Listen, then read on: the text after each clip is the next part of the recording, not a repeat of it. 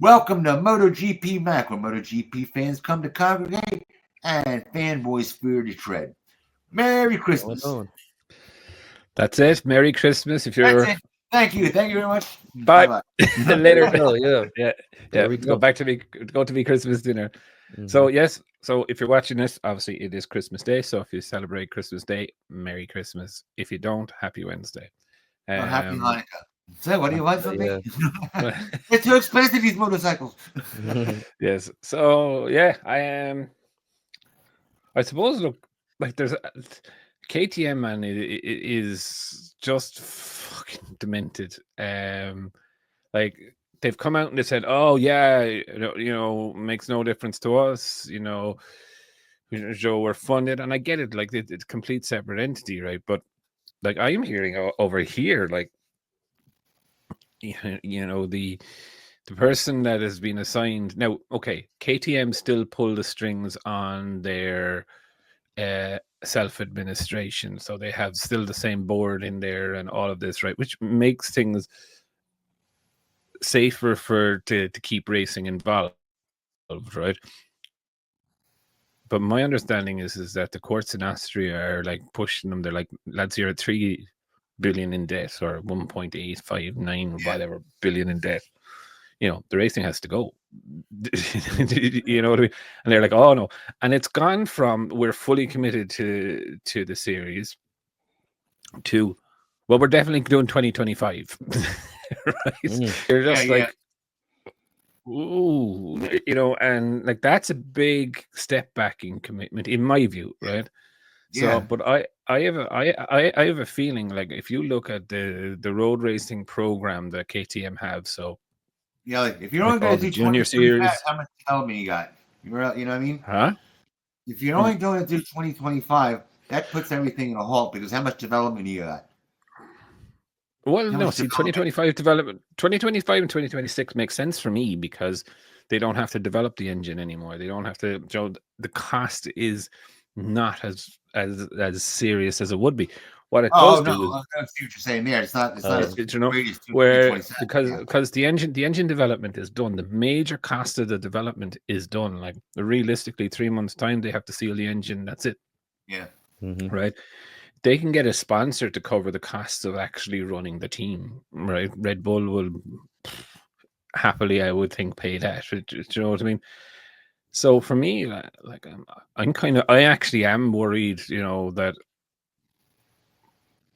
there's been so many, like for me, there's been so many lies told either by the media or by KTM themselves. Like I remember someone asking KTM 8 months ago, 9 months ago, are you in financial trouble? And they are like, no, everything is above board. We're grand. We're walking on sunshine. Yeah, we're cash positive, all of this stuff. And now we're finding out. And like I always look at, like, this reminds me so much of like the crypto crash there. What is it, FTX or whatever it was a couple of years ago? It's just like that. Like the money goes and that's the end of it, right? And I still see the same thing for racing, and I find it just very funny and coincidental that the EU have turned around now and launched phase 2 of an investigation into the buying of MotoGP. So that's going to be delayed another bit until May or something like that now. So, you know, and it's like, realistically, if you're Liberty Media, you're about to pay 4.2 billion for a sports program. Well, a sports series, let's just call it. And one of your major actors is leaving. Yeah. Potentially, right? So is the sport still as valuable? Yeah. You know, now look what the EU is looking at, and they're right to look at it, right? There's two pinnacle of motorsports in Europe, really, right? There's MotoGP, Formula One. Rallying would be a little bit down below it, right? It's there, but it's below it. And the EU are like, well, these people can come in. They own Formula One, which is one of them, one of the pinnacle of it, and they own thing. They now own Dorna, so therefore they could literally charge whom they want, what they want, when they want, and that's it. And whoever is fans of this, that, and the other won't be able to get it and see it. So obviously they're calling it a monopoly, and technically it would be, right? But I also think that there is questions being asked now in Liberty with the whole KTM thing. Is that what is going to happen? And I know people were on about like, oh, BMW will just take the place of KTM, and yeah, but they would still be one short. Do you know what I mean? Like they're still a manufacturer short. Like if you look at it from Liberty's point of view, so they have 4 manufacturers, they're adding one more. So that's a positive for the sport. It's not like, oh, another manufacturer has just come in and replaced one that went broke. Right. You know what I mean? Yeah, right. So there's a whole, in my view, there's a whole knock-on effect of it. And let's just say we get to, I think it's May. I think they have up to May now, the EU for the phase 2. Or maybe it's the end of February. I can't remember. But I reckon it will go through, but I think there's going to be a good, if something does happen to KTM, I think there's going to be a discussion on the price, right? And if you look at it, right, in the sum of like, okay, they're 4.2 billion or something they wanted to buy it for. If Liberty aren't happy with it, it's going to cost them 126 million to walk away from the deal now, because the letters of intent and all of this. It would behoove MotoGP, listen to Liberty, to put off those rule changes for at least a couple of years. I don't think they can now. Do you know what I mean? The development has started. The tooling has gone on. You know, it would cost as much now. No, I don't know about that. It would, Jesus, fuck, it would. Like, I would think, even though they're not supposed to be, the minute that it was the capacity and all of that size, the R&D has already started. Right.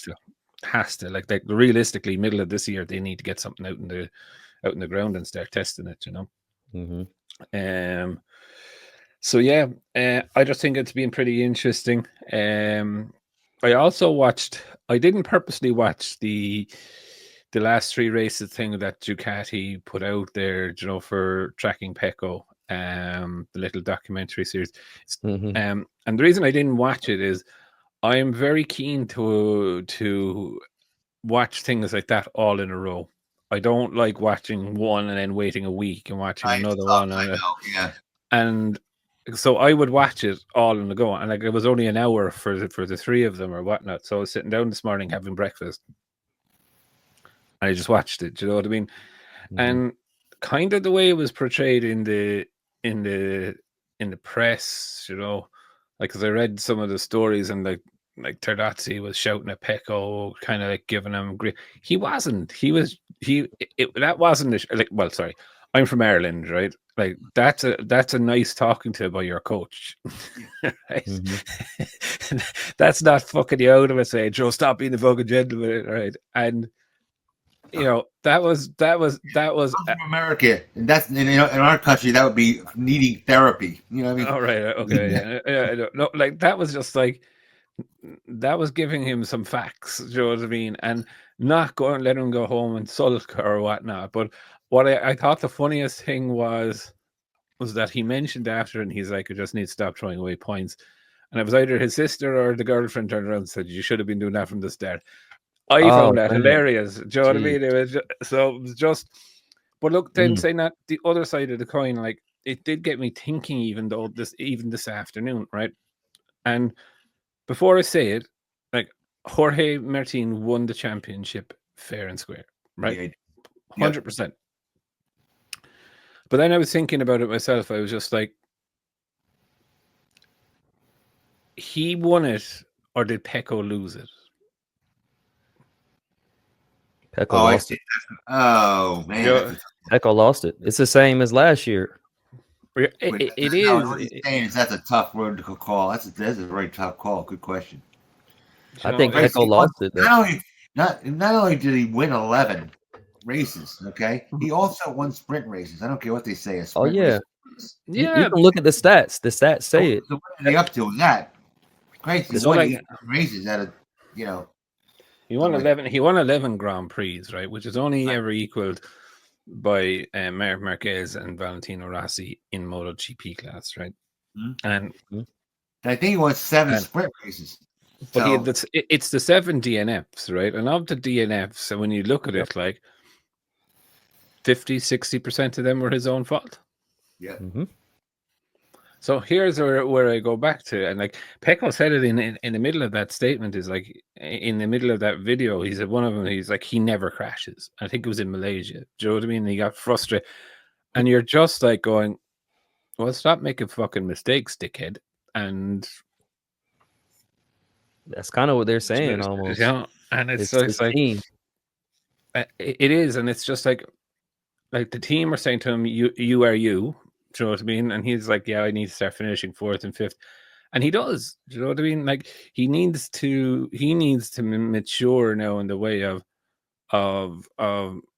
what's going on. Like I know there's a whole backlash there on Alex Marquez. And for me, It's just not in his head. You ever think of that? it's not in his head. Do that and have that where you're going to be 1/10 of a second every lap is like a metronome in your head. Maybe his head just don't have that metronome. I think, know, and I know this sounds weird to. I know it sounds weird to say this, but I think he's just not mature enough yet.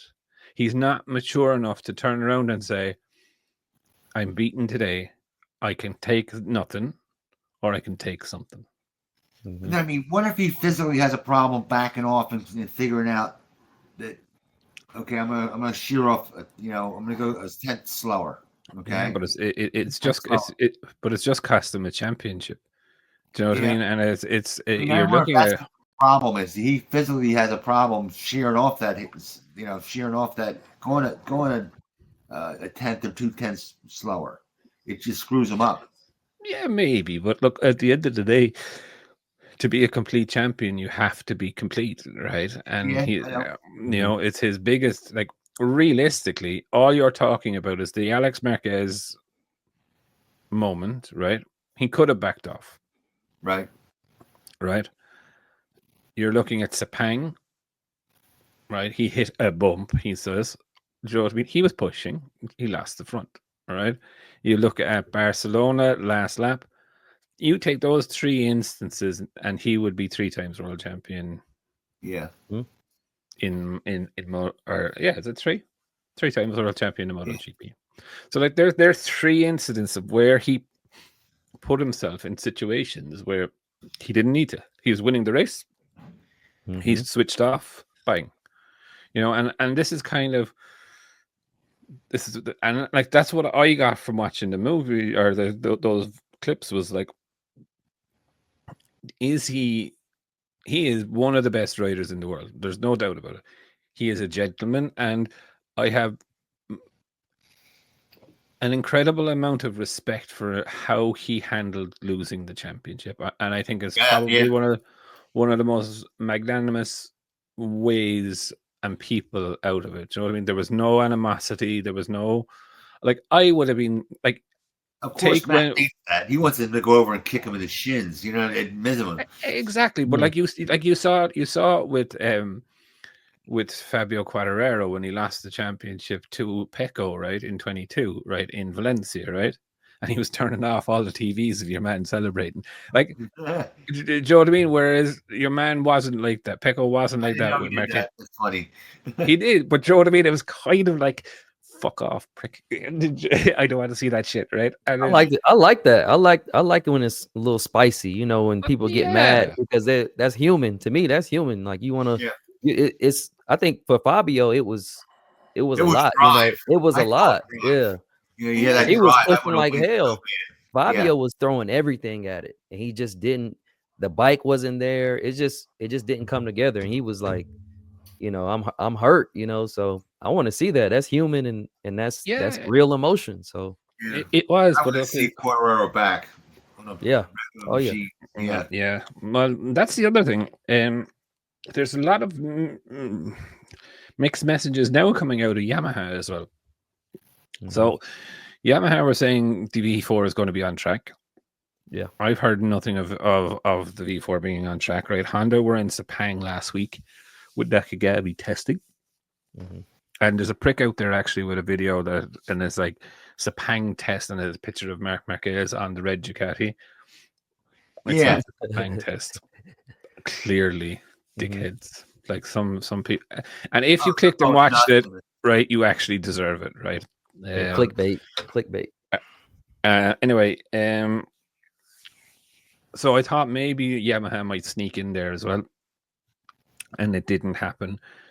And then Massimo Marigali came out and said, "No, it's not going to run at all next year. Not going to run in an active race next year." Now, when's the V4? That's a waste. That's what I thought originally. Remember? Yeah, but the writers are saying it is. That's a hell of a lot of work to put in for that short a period of time. You know what I mean? Exactly. He said it's on the bench still. Now, this makes completely no sense to me, because I'm like, why would you run a V4 for 1 year? Right. Yeah. You have to commit right now. Well, sorry, you have to commit in March to building and putting all your resources, your engine resources, into a new type of engine, right? So you need to get that fucking V on the ground, pounding laps to figure out, is this going to be a good option for us for the new one, or is it not? Like they cannot go into July, August, September, October, and then say, "Oh, actually, no, I'm going to start deciding what engine that I want to, what we're going to use. We're going to spend 8 months developing it, and then 9 months testing it." Do you know what I mean? And then it has to get ready for, like, that makes completely I no just sense. that the V4 was the pick. They were going to go with the V4. The only question was, is it going to? I just thought it was going to be on the 2027 bike, and they were going to just keep running the inline 4 bike, keep going, because you don't forget, if you have a 25-26 inline or V4, it's a totally different bike than the 850 the V4 too. That's 2 new bikes in a short that period of time.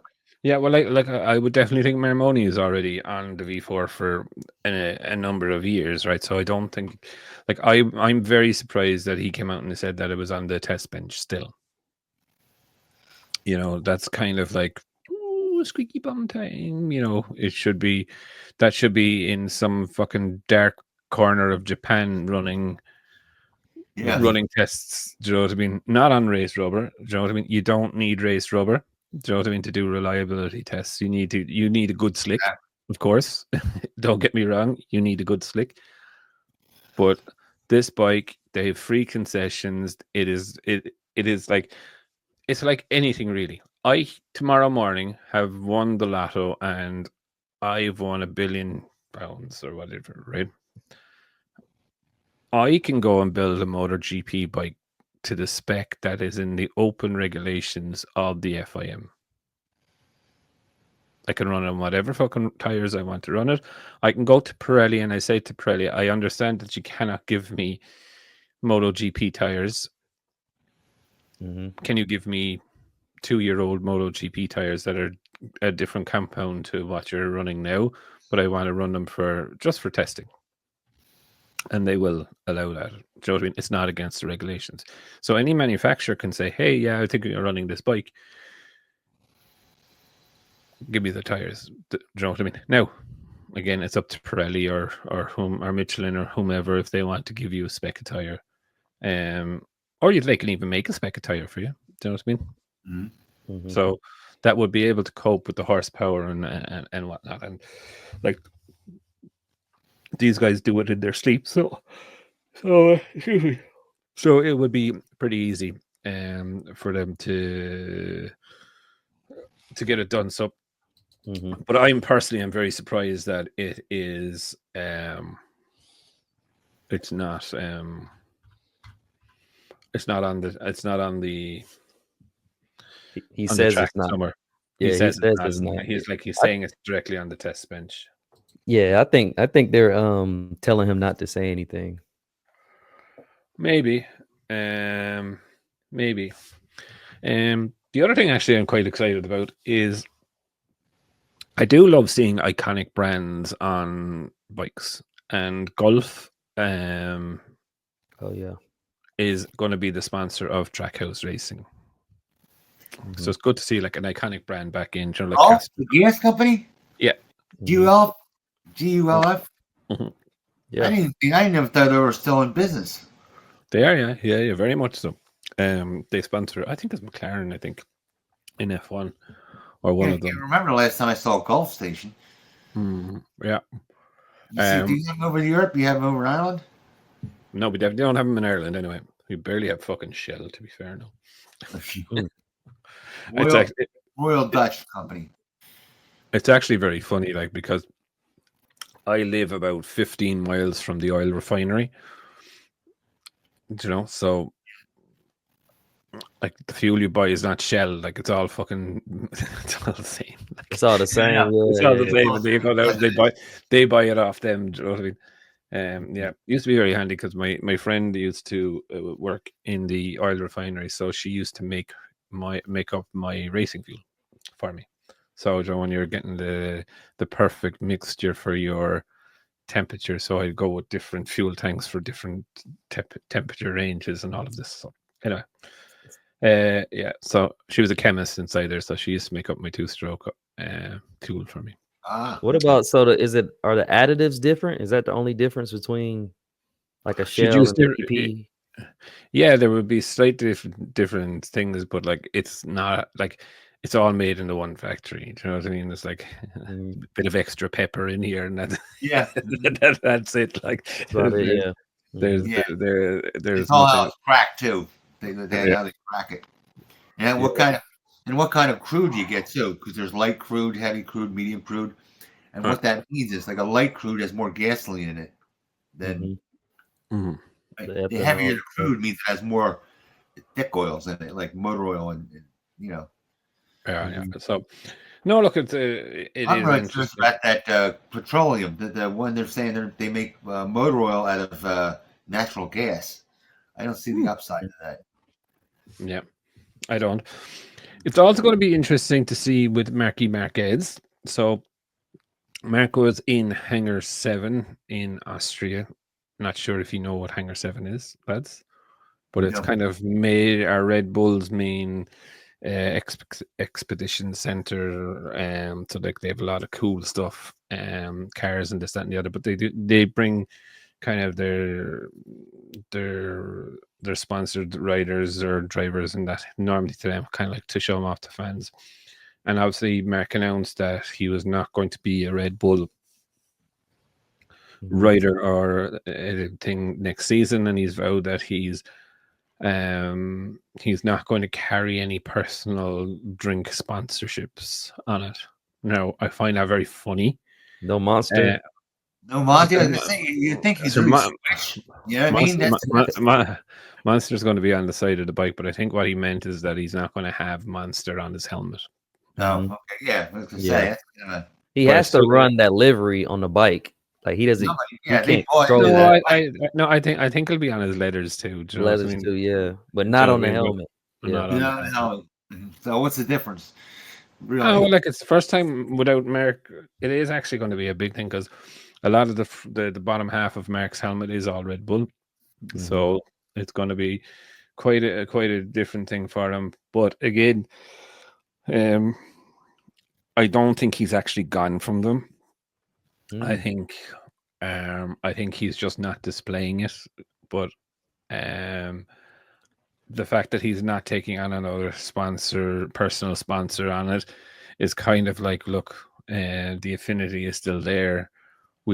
I still think there's a deal under the table there not to have any other. Do you know what I mean? I don't think it's like out of respect, because realistically, Monster would come in and they'd easily match anything what Red Bull would do to put an M on that Monster logo on that thing, you know. And you can't run two. You can't run two, like a monster on the bike and then the Red Bull on the helmet. That'll look kind of. Well, no. Look, that's kind of thing. Like there's a load of it. Like he's had to dump an awful lot of his personal sponsors. So, for example, he's had to dump Samsung because he had Lenovo and stuff like that. So there's a lot of his current personal sponsors he has to dump to go to Ducati. Lenovo. So. Hey guys, did you ever think? Remember when they were all switching where Marquez was going to go? Could you imagine if he signed with all the talk they was going to go with KTM? He didn't went with KTM. My God, what a that would have been horrible. Mess that would have been. Mm-hmm.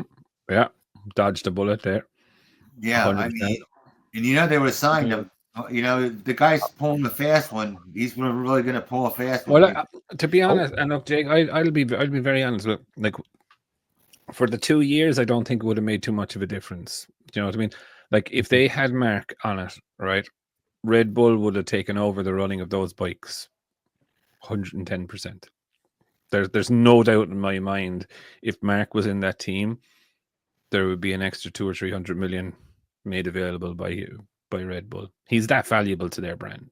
Do you know what I mean? So realistically, in the whole scope of things, like with the development being done on the engine, like realistically, how much more development can they do in the next 6 weeks? Not too much on the engine. And then it's just running the team. You know, maybe a bit of aero development, which again, Red Bull have a brand new facility. I'm sure, and they're limited on hours and all of this. I'm sure they could fit Honda in. Hey, Mac, by the way, great story on Aprilia. I was really surprised when they said they made a big jump. I was surprised in that too, you know. Like I have a video that was out. You haven't seen it yet, obviously, but there was a video out where Gino Borsoi, was it Borsoi? Borsoi, yeah, said, is it? No, Paolo Borsoi. Said, you know, that they need to work on the bike, and the bike's major problem is in the braking area. They're just saying in really heavy braking zones, the bike just can't cope. And I'm kind of like, well, is that the bike or is that the fact that you cooked the fucking rider on top of it too? Do you know what I mean? So Pablo said that. Yeah. Now the other thing, like I take a pinch of salt what Martin said, and this is not talking again anything against Martin, but we've kind of seen with Martin, he likes to exaggerate a small bit on how things are going. Do you know what I mean? Everything's fine, everything's perfect, it's brilliant.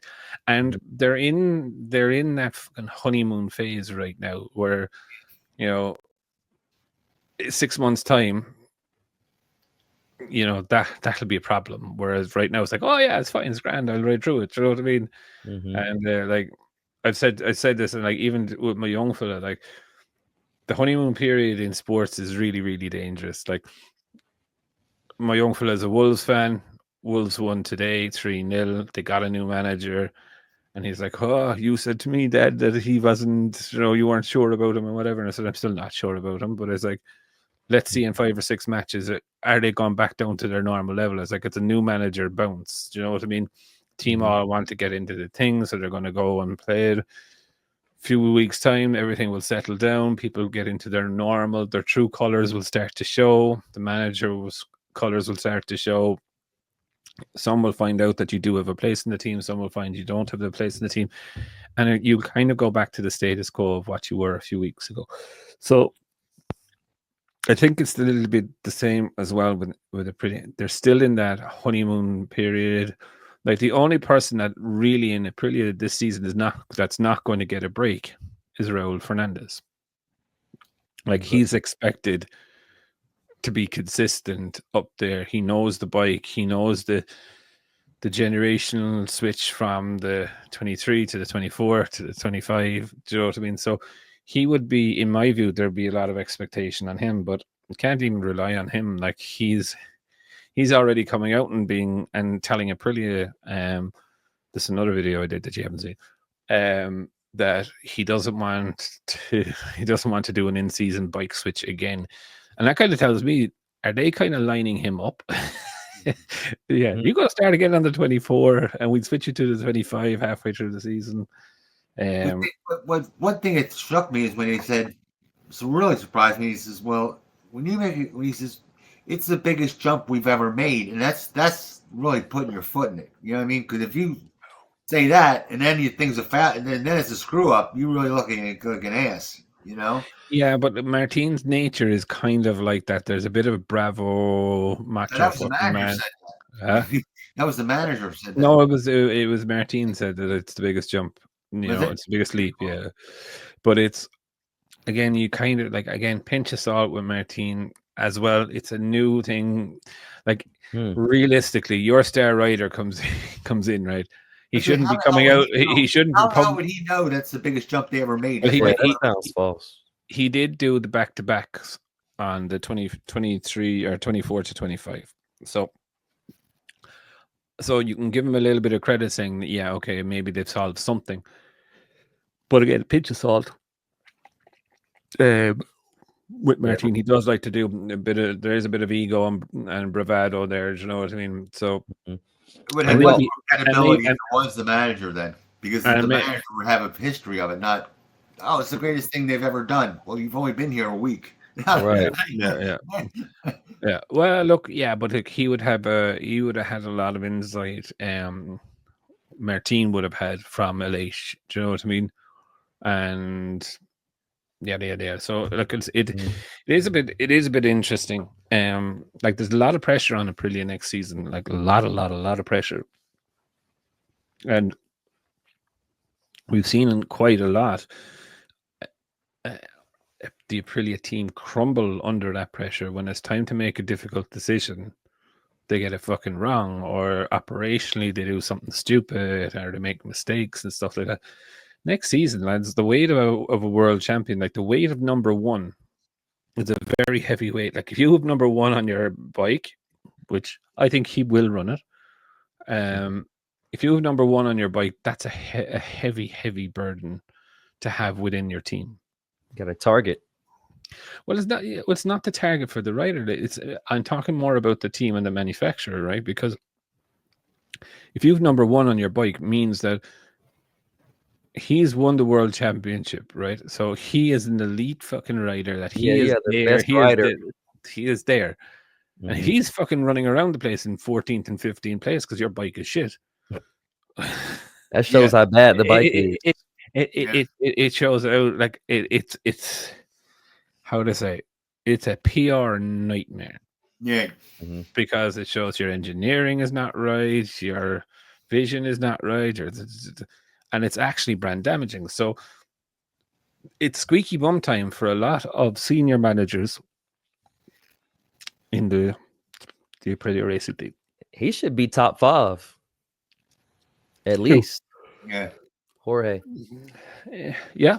Because you have less Ducatis on the grid, so I don't think it's going to hurt Ducati having less bikes. Well, it means they can't lock out the top 8 positions this year. They can only lock out the top six. So he should be closer. And the other one that shocked me is when Honda said, "We're hoping to get within a second of the Ducatis." You're going into a second to say you're hoping to get in within a second? Man, that's horrible. Doesn't sound good at all. That's like, what? You're hoping.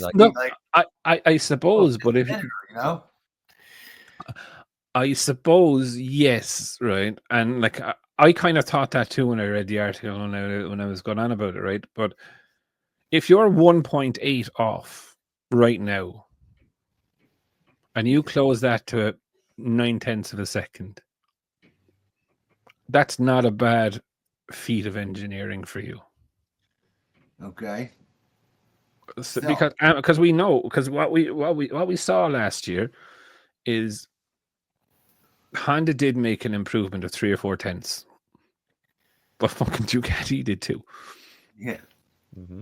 So the gap actually like a defeatist attitude, though. It was like, we're hoping to get within a second. You know, like, whoa.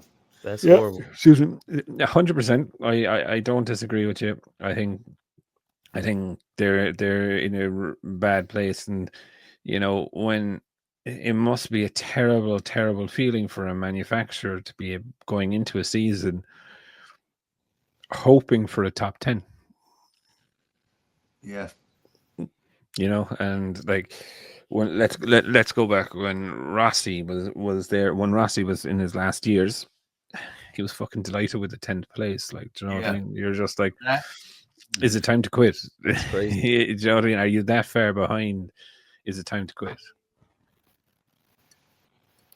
Probably he knew something. He knew they didn't have what they needed. Mm-hmm. Yeah, that was yeah. I thought that myself. It's time to go. You know what I mean?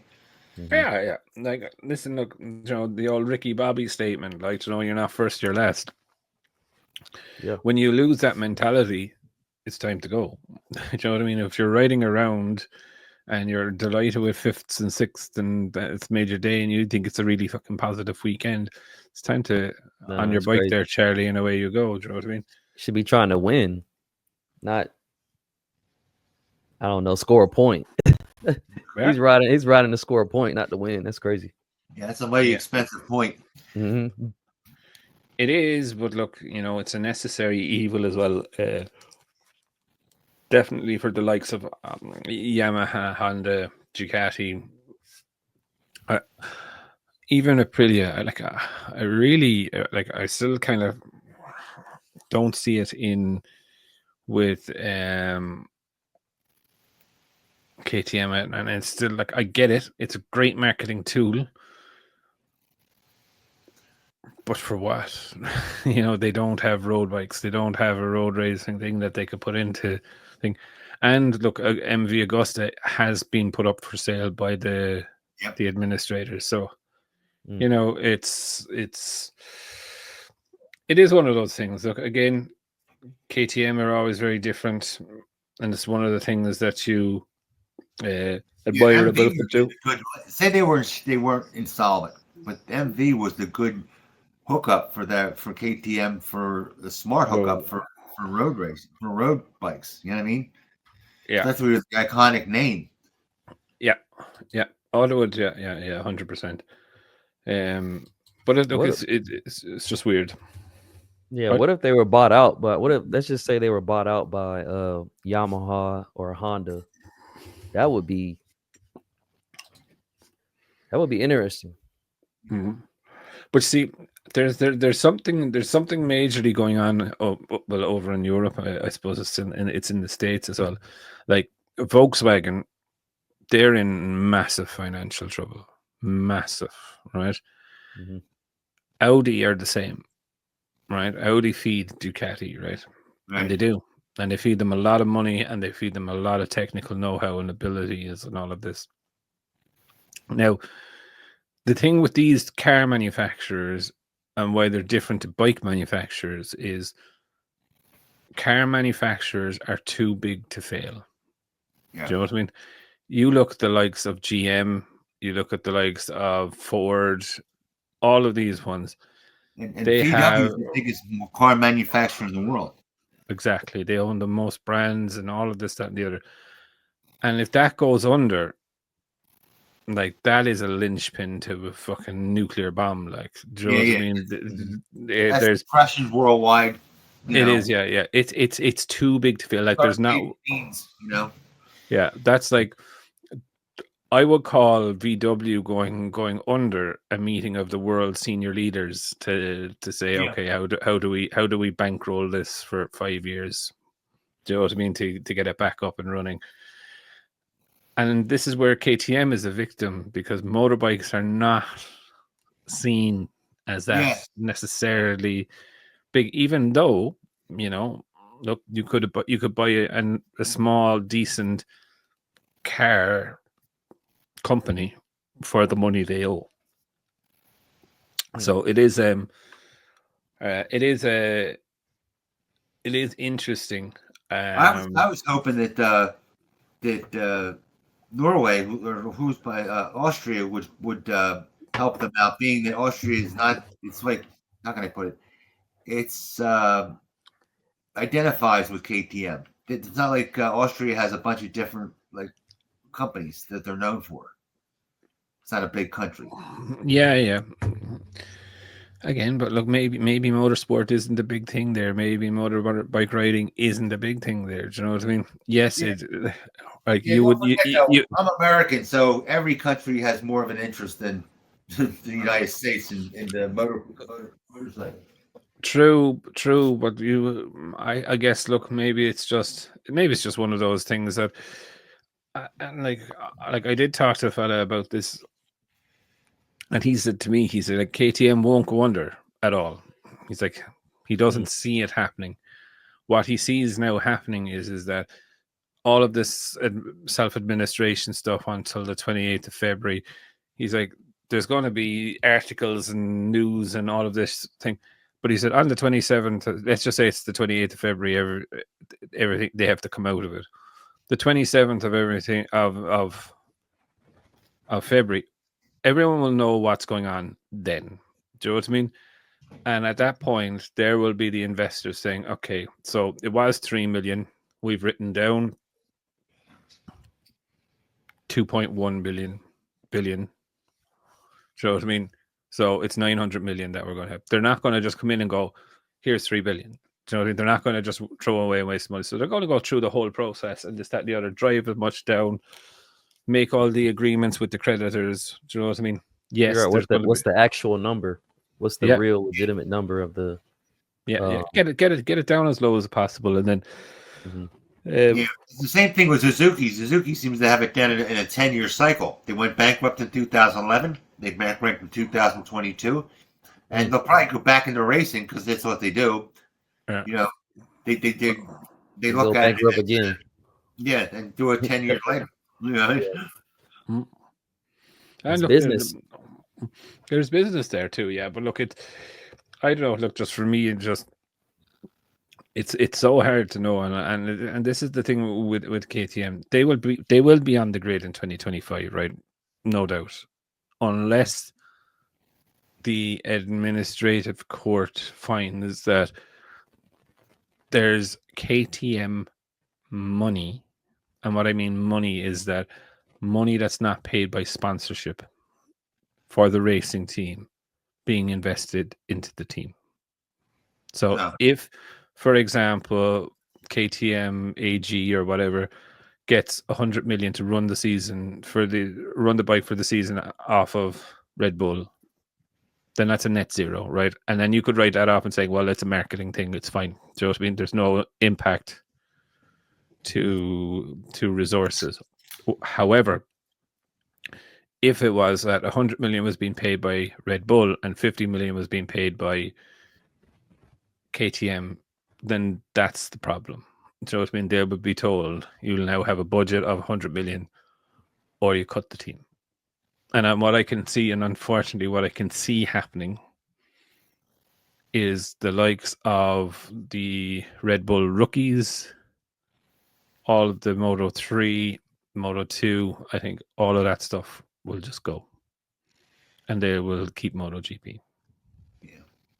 So Red Bull can't come in and give them 100 million and that be done? They can, of course they can, but the amount of I don't think KTM make an awful lot of money out of running Red Bull rookies. I can see be like 100 million is nothing. Hey, they got it. They got it somewhere. It's Red Bull. They have it somewhere. What was it? I was watching actually. Anybody drinks Red Bull. Like, I love it. That's why I know. That's why I know. I drink enough of it. Yeah. Me, I'm Dr. Pepper. Yeah. I was actually watching a thing there the other night about how fast some financial institutions make 100 million. Yeah. Hey. Imagine Inflation. Yeah, like Exxon or Exxon Mobil. No. Just like some things. So, like Walmart in the States, every two hours 10 minutes they make 100 million. See, you see. Amazon every 2 hours 20 odd minutes. It's that. McDonald's every 7 hours. Yeah. Google every What was Google? It was Google something like every 57 minutes or 58 minutes or Red something Bull like that. every month. It's probably somewhere in a month. Yeah, but it just shows. So like, okay, CB is kind of right. Some of these companies are just like 100 million, no props. It's just, you know what I mean? There you The go. oil companies are so big, nobody even has a number for them. You know that? Exactly. See, They could be by any company, and people talk about Elon Musk. And all that. The oil companies have so much money; they're an entity in themselves. They could buy any company, other company in the world. they got to Like, try to hide it. yeah, they don't even have to hide it because they're a, like I said, an entity, they're a country in themselves. They have so much money. Mhm. Yeah, it is a weird. It's a weird thing. All right, but look, you know, Yeah, without energy, everything falls. No economy can Oil. hold itself together without energy. Period. Everything takes oil to make. Yep. except solar. Okay. Tell Biden. Oh, solar. You said Tell solar. Biden Okay. that and idiots with that thing. If they're still trying to push that green agenda. Initiative. Oh, the Huh? bio. I thought you were gonna say biofuel. No, the green initiative. Well, yeah, I generate in my house around 8 kilowatts of power a day. I use 7-ish on average. So so I run my house free of electricity. Now here they don't let you do that. If you have it, you end up getting shafted. Where they have What the solar? So yeah, it's solar, yeah. it's a con job. Oh man. Yeah, so Yeah, I have it set that, how would I say, it goes through an inverter, and what the house is consuming will be consumed first during the day. Mhm. The overflow of that will go into a battery, and if the battery is full, the overflow of that goes to the grid. I thought you get a check for that. And then, so from the overflow to the grid, you get 19 cents per kilowatt that you use. So the way I have it set, so I'll charge the batteries comfortably in 3 hours during the day, and like while we're all out during the day, the house only uses like half a kilowatt. So the house is run, the batteries are charged, and the excess then goes. So normally then when we get home at night, the only time that we actually draw electricity is when we turn on the cooker or when we turn on the shower. The rest of the time the house runs on batteries. So my last electric bill that I got for the 2-month period was €38, and majority of that was the standing charge.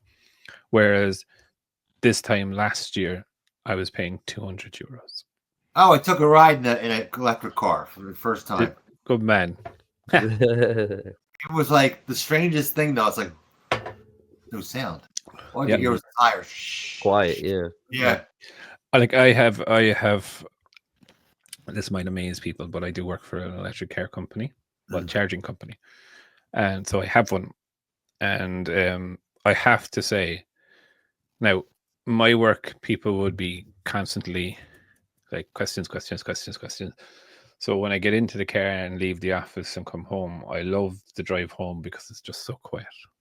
Do you know what I mean? I turn my phone off when I get into the car, and it's like that. That's my 20 minutes of Connor time. Okay. Do you know what I mean? But it was actually funny because I was about 5 weeks ago, I was bringing panels to my next door neighbor, solar panels to my next door neighbors, and I had to drive a van. And it's been the first time, I'd say, in about 8 or 9 months that I've had to use the clutch in the car or in the van.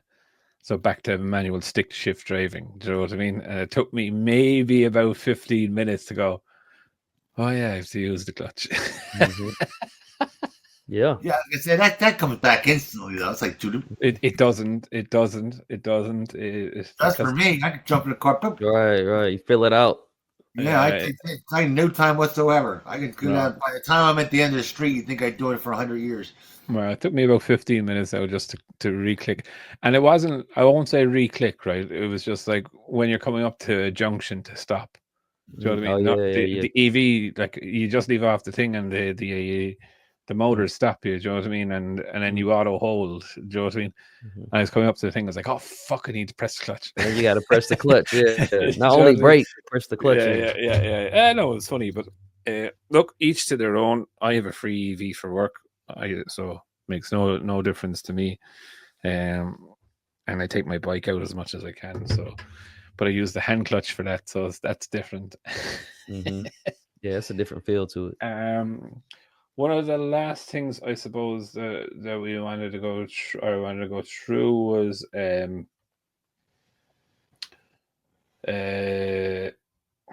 what was it?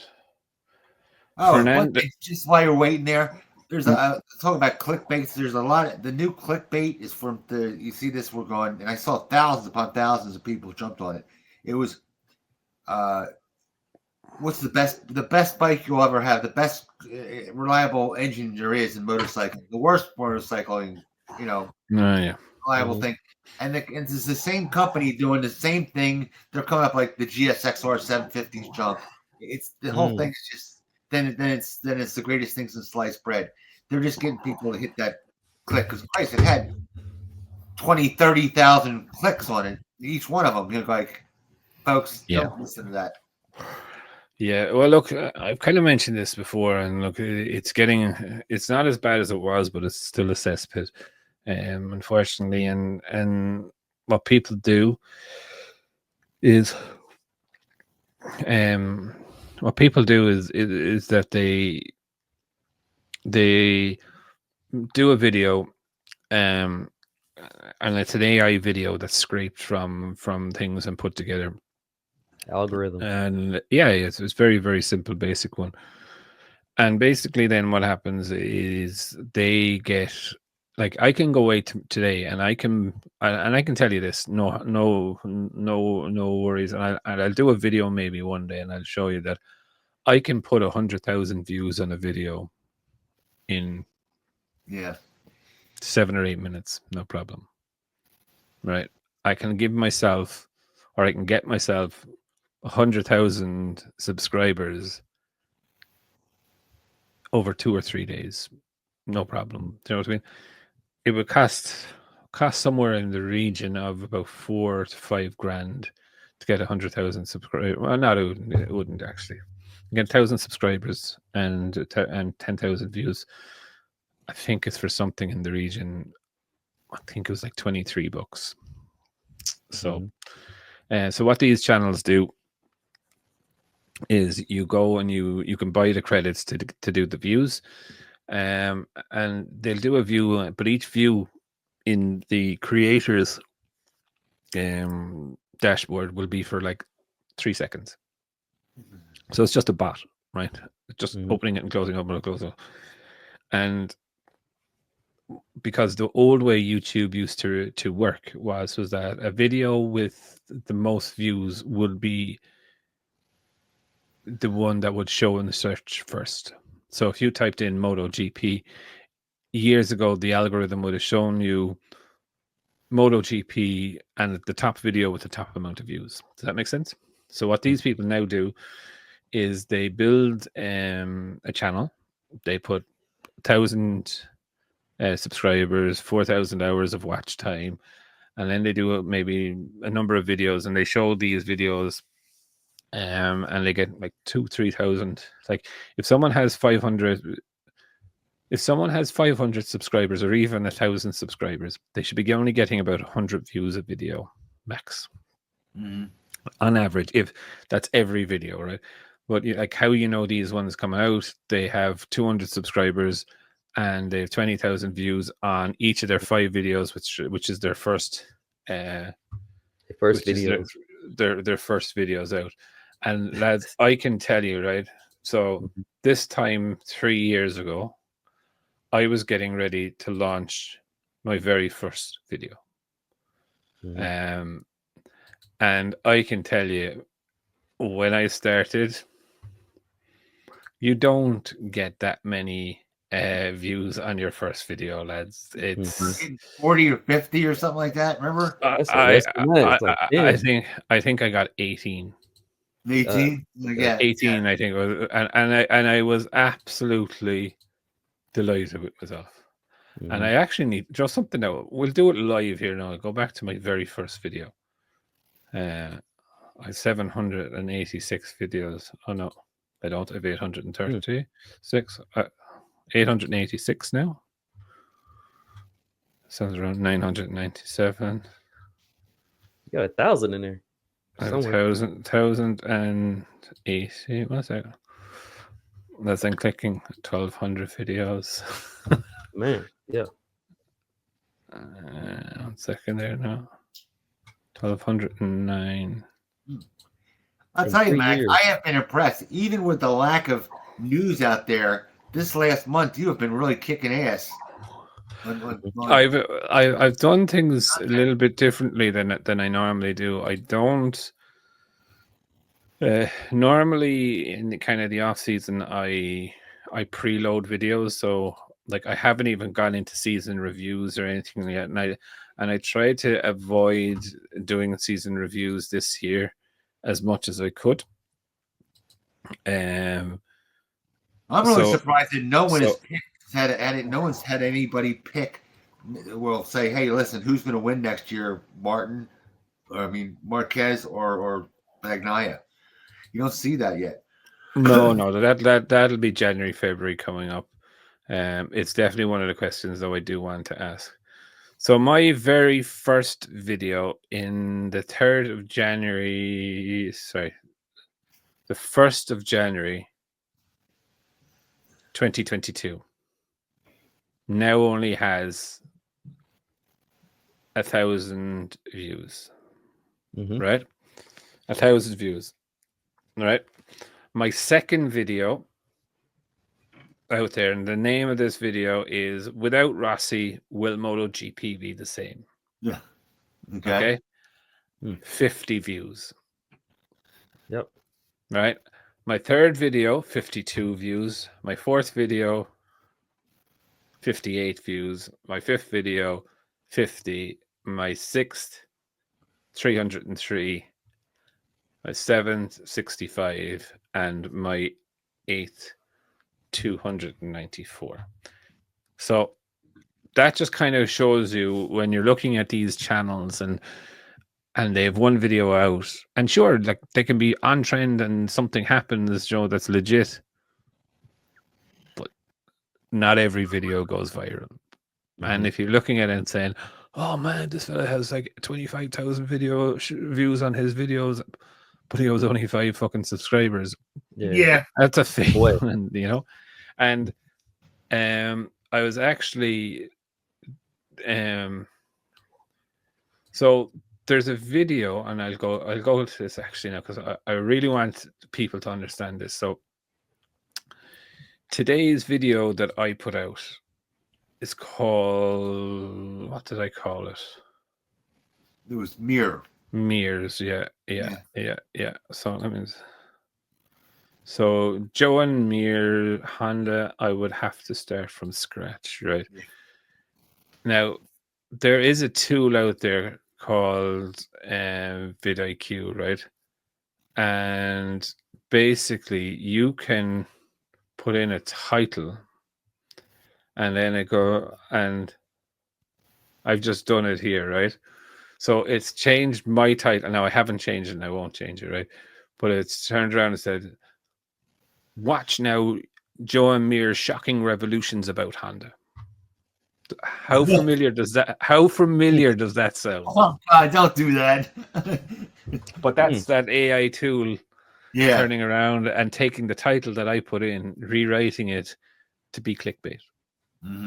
So there's tools out there, so it's very, very interesting, but again, it's pure shite.